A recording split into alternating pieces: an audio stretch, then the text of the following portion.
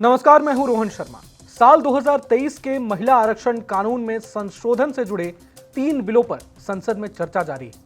विपक्ष महिला आरक्षण के समर्थन में तो है, लेकिन परिसीमन के विरोध में है।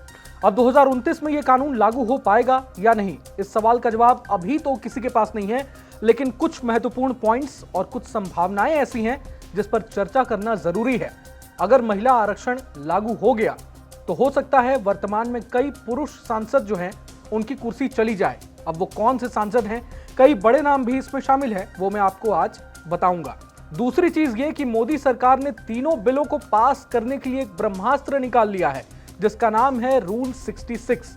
अब ये रूल 66 क्या है जो विपक्ष को पूरी तरह परास्त कर देगा और धर्म संकट में डाल देगा, ये भी जानना जरूरी है। और सबसे बड़ा सवाल ये कि कानून अगर लागू होता है, उसके बाद परिसीमन आयोग बनता है, तो नई सीटों का बंटवारा कैसे होगा और परिसीमन आयोग के सदस्य कौन होंगे और परिसीमन आयोग का फैसला ही अंतिम क्यों है? आखिर परिसीमन आयोग के फैसले को चुनौती क्यों नहीं दी जा सकती है? देखिए, सरकार कह रही है कि 2027 की जनगणना का इंतजार न करके 2011 की जनगणना के आधार पर ही परिसीमन और महिला आरक्षण लागू किया जाए, ताकि 2029 के चुनाव से ये शुरू हो सके। कानून लागू हुआ तो लोकसभा की सीटें बढ़ाकर 850 हो जाएंगी, जिसमें महिलाओं के लिए आरक्षित सीटें लगभग 273 हो सकती हैं। साथ ही साथ राज्यों की विधानसभा की सीटें भी बढ़ जाएंगी। इसके अलावा सरकार आर्टिकल 82 को हटाना चाहती है, जो हर जनगणना के बाद परिसीमन को अनिवार्य बनाता है। सरकार इसे हटाकर परिसीमन को अपनी जरूरत और समय के हिसाब से लचीला बनाना चाहती है। विपक्ष इसके विरोध में है, इसीलिए क्योंकि इससे उत्तर भारत का दक्षिण पर दबदबा बढ़ जाएगा। इलेक्शन एनालिस्ट से पॉलिटिकल एनालिस्ट बने योगेंद्र यादव का कहना है कि अगर 2011 की जनगणना के आधार पर अनुपातिक परिसीमन हुआ तो केरल, तमिलनाडु, आंध्र प्रदेश, कर्नाटक, तेलंगाना, ओडिशा, पश्चिम बंगाल और पंजाब को नुकसान होगा, जबकि हिंदी पट्टी, हिंदी भाषी राज्यों को फायदा होगा। विपक्ष का देखिए कहीं ना कहीं यही मानना है कि परिसीमन होगा, सरकार अपने हिसाब से सीटों में बदलाव करेगी और तमाम वो मैनिपुलेट कर लिया जाएगा। यही विपक्ष की परेशानी है। तो ये तमाम चीजें हैं। वहीं केंद्र सरकार बार बार भरोसा दे रही है कि राज्यों की अनुपातिक हिस्सेदारी से छेड़छाड़ नहीं होगी। तमाम तरह के बहस अभी चल रहे हैं। अब सबसे बड़ी बात यह है कि विपक्ष के विरोध के बावजूद सरकार इस बिल को पास कैसे कराएगी। देखिए, संविधान संशोधन के लिए लोकसभा में विशेष बहुमत चाहिए, यानी कुल 543 में से कम यानी 272 सांसद उपस्थित होने चाहिए।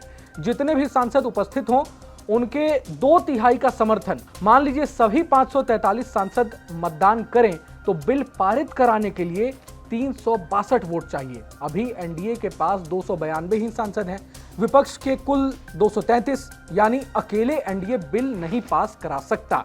विपक्ष का सहयोग जरूरी है।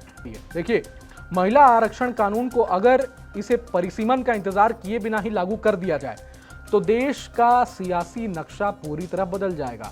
मनी कंट्रोल और कुछ और मीडिया रिपोर्ट्स के मुताबिक अगर हर राज्य में उन सीटों को महिलाओं के लिए आरक्षित कर दिया जाए जहां महिला मतदाताओं की संख्या सबसे ज्यादा है, तो लोकसभा में विपक्ष के नेता राहुल गांधी, रक्षा मंत्री राजनाथ सिंह और केंद्रीय मंत्री नितिन गडकरी जैसे कद्दावर नेताओं को अपनी मौजूदा लोकसभा सीट से हाथ धोना पड़ सकता है। देखिए, अनुमान के मुताबिक हर राज्य में उन लोकसभा सीटों को महिलाओं के लिए रिजर्व कर दिया जाएगा जहां महिला वोटर्स का प्रतिशत उस राज्य के औसत से सबसे अधिक है। इस गणित के हिसाब से लोकसभा की 181 सीटें महिलाओं के लिए आरक्षित हो जाएंगी। ये मैं वर्तमान की 543 सीटों के बेसिस पर बात कर रहा हूं। 850 सीटें होने पर क्या होगा, ये बात की बात है। आंकड़ों के मुताबिक 2024 में राहुल गांधी ने जिस रायबरेली सीट से जीत दर्ज की है, वहां महिला मतदाताओं का हिस्सा 47.69% है। औसत से ज्यादा होने के कारण रायबरेली महिला आरक्षित सीट बन जाएगी। रक्षा मंत्री और बीजेपी के वरिष्ठ नेता राजनाथ सिंह की लखनऊ सीट पर भी 47.11% महिला मतदाता हैं, जो इसे महिला आरक्षण के दायरे में ला खड़ा करता है।